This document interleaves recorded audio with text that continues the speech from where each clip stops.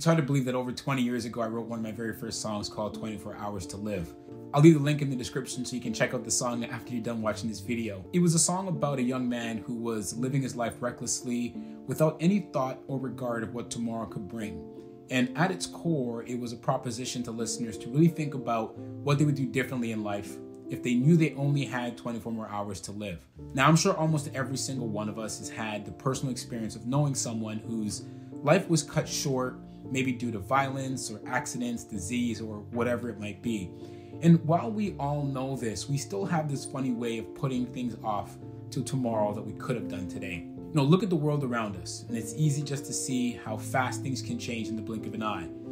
2 years ago, we weren't even thinking about pandemics. We were living our lives, going wherever we wanted, however we wanted, and then all of a sudden, lockdowns and restrictions.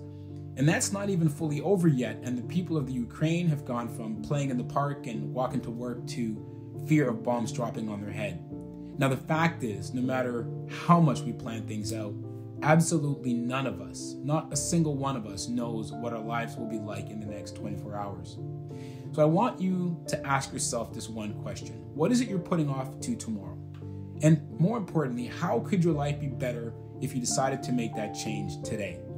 Now, maybe you have unresolved issues with a family member that you need to patch up. You could just be passing time in a dead-end relationship. Maybe you're putting everything and everyone else's happiness ahead of your own. And by the way, that business idea that you've had and you've been sitting on, it's not going to start itself. See, tomorrow is not promised. And there are so many things in life that are not being actioned because we're waiting until tomorrow.